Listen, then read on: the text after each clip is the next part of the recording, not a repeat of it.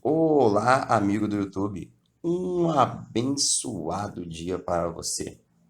Vamos falar hoje de um santo pouco conhecido, chamado São Bento Biscope.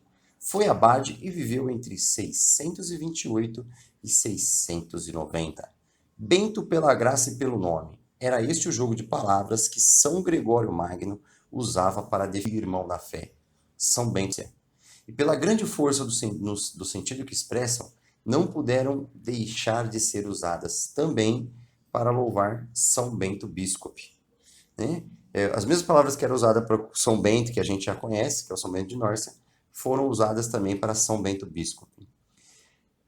As palavras que foram usadas estão escritas por São Beda, que é doutor da igreja e que foi discípulo de São Bento Biscope. Desde os 7 anos de idade em que ele foi entregue pelos seus pais, isso nós estamos falando de São Beda, São Beda foi entregue pelos seus pais para São Bento Biscope. Biscope nasceu em 628 na Nortúmbria, a famosa cidade irlandesa.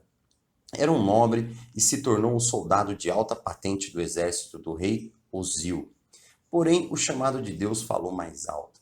Aos 25 anos, ele decidiu renunciar aos favores da corte, abandonar a família para se colocar a serviço do verdadeiro rei, Jesus Cristo, e do evangelho para alcançar a vida eterna.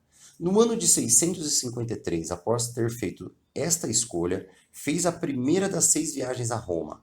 Era um devoto incondicional dos santos apóstolos Pedro e Paulo e dos papas. Suas viagens tinham a finalidade da peregrinação e também o aprendizado de exemplos e instituições monásticas. A Santa Sínodo,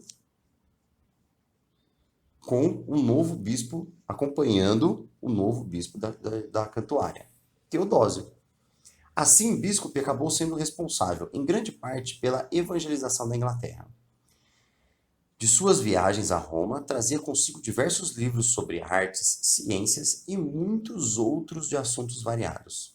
Em Lerins, no percurso da segunda viagem a Roma, em 665, permaneceu cerca de 2 anos. Ele era um perfeccionista, não procurava só encontrar modelos de vida, como também numerosos livros, documentos, iconográficos, relíquias dos santos, parâmetros, né, os parâmetros não os parâmetros, os parâmetros as vestimentas, né, que os santos usavam, ou os bispos usavam, e outros objetos que favorecessem um culto em perfeita sintonia com a Igreja de Roma.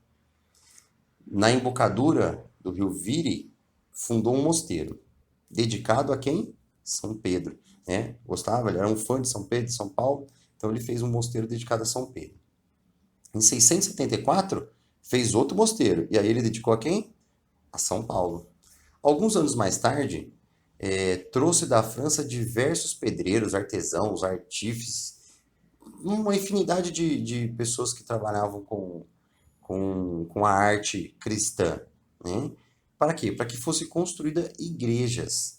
E desta maneira, ele introduziu nos mosteiros ingleses os usos e costumes dos mosteiros romanos. Ele trouxe lá de Roma os pedreiros, artesãos, artífices para a Inglaterra, para que sejam algumas igrejas forem construídas com a arquitetura romana.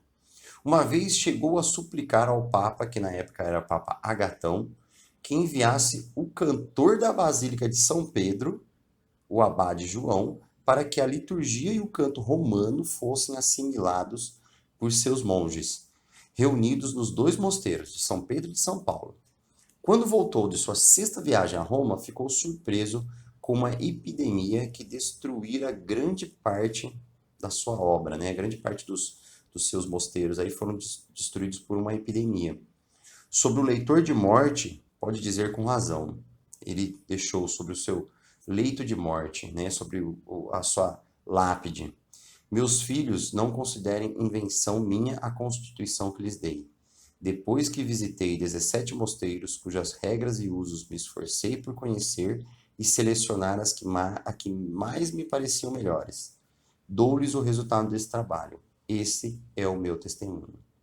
Ele morreu no dia 12 de janeiro de 690, aos 62 anos de idade.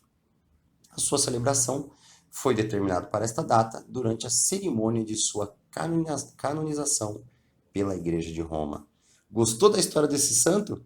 Então, dá uma curtida no nosso vídeo, compartilha com seus amigos, vai lá, compartilha, dá uma compartilhada, põe no grupo do WhatsApp lá daquelas pessoas que estão precisando conhecer um pouco mais da vida dos santos e não esquece de se inscrever no nosso canal. Um dia abençoado para você e que a intercessão de São Bento Biscope recaia sobre a sua vida, para que nós possamos aprender que quanto mais conhecimento a gente tem, quanto mais nós pudermos viajar pelos lugares e trazer conhecimento desses lugares, maior ainda será o nosso trabalho com Cristo. Um dia abençoado e até mais.